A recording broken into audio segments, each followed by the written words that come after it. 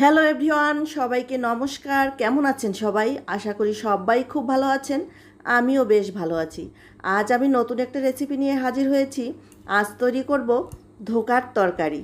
তো এটা যারা নিরামিষভোজী তারাই বেশি রান্না করে। আশা করি সবার খুব ভালো লাগবে। আর যদি ভালো লেগে থাকে তাহলে প্লিজ একটু শেয়ার করে দিবেন আপনার ফ্যামিলি ফ্রেন্ডসদের মাঝে। এই তো দেখতে পাচ্ছেন আমি এখানে 3 বাটি ময়দা নিয়েছি আর সাথে দিয়ে দিয়েছি পরিমাণ মতো লবণ। তো লবণ দিয়ে এটাকে আমি রুটি বানানোর মতো একটা শক্ত ডো তৈরি করে নেব। আর এই ডোটাকে আমি 10 মিনিটের জন্য ঢাকা চাপা দিয়ে রাখবো। আজকে ছিল শুক্রবার, আর এই শুক্রবারে তো আমরা মাছ মাংস কিছুই খাই না, একদম নিরামিষ। এর জন্যই আজকে এই রেসিপিটা তৈরি করলাম।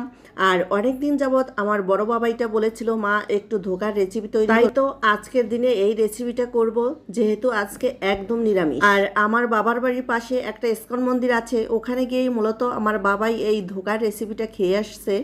তো ওর নাকি ভীষণ ভালো লাগে, তাই তো আজ আমাকে বানিয়ে দিতেই হচ্ছে। তো এই রান্নাটা করতে যা যা লাগবে আমি সব কিছু কেটে কুটে ধুয়ে পরিষ্কার করে নিয়েছি। আর এখানে দিয়েছি টমেটো, কাঁচা লঙ্কা আর আদা। এটা ব্লেন্ডারে ব্লেন্ড করে নেব।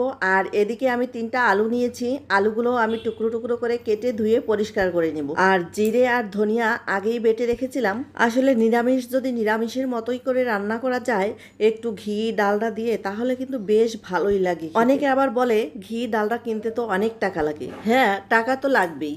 ভালো খেতে হলে একটু তো খরচা করতেই হবে। আমাদের যেমন মাছ মাংস কিনতে অনেক টাকা লাগে, তো ঘি ডালটা কিনতে সমস্যা কোথায়, তাই না? এই তো আমি যে ময়দাটা মেখে রেখেছিলাম, এই ময়দাটা এখন আমি জলের ভিতর প্রায় 8 থেকে 10 বারের মতো ভালো করে ধুয়ে নেব।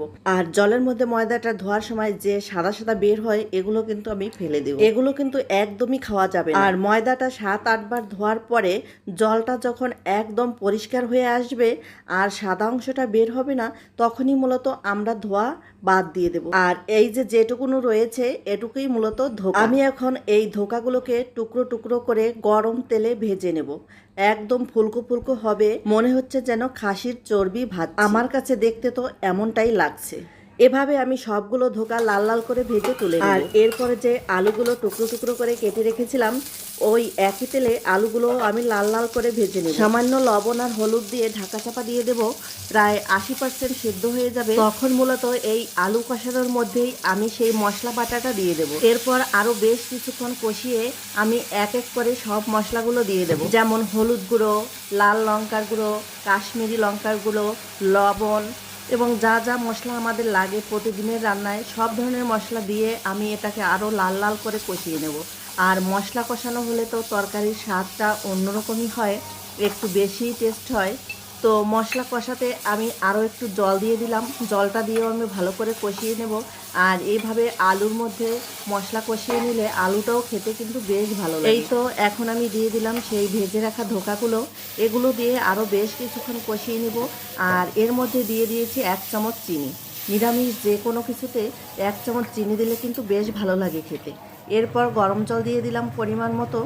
আর কিছুক্ষণ পরে ফুটিয়ে উঠলেই দিয়ে দেব এখানে ভেজে রাখা জিরে গুঁড়ো, গরম মশলা গুঁড়ো, আর দিয়ে দেব 1/2 চামচের মতো ঘি। ঘি দেওয়াতে কিন্তু তরকারির স্বাদটা একটু অন্যরকম আসবে। আরও 2-3 মিনিটের মতো ফুটিয়ে নামিয়ে নিলেই হয়ে যাবে আমার ধোকার রেসিপি। আজকের এই নিরামিষ রেসিপিটা আপনাদের কেমন লাগলো কমেন্ট করে জানাতে কিন্তু একদমই ভুলবেন না। তো আজকের মতো আমি বিদায় নিচ্ছি। দেখা হবে অন্য কোনো দিন অন্য কোনো ভিডিওতে। ততক্ষণ সবাই ভালো থাকবেন, সুস্থ থাকবেন, আর আমার জন্য মন থেকে আশীর্বাদ করবেন যেন আমি ভালো থাকি, সুস্থ থাকি। Tata, by.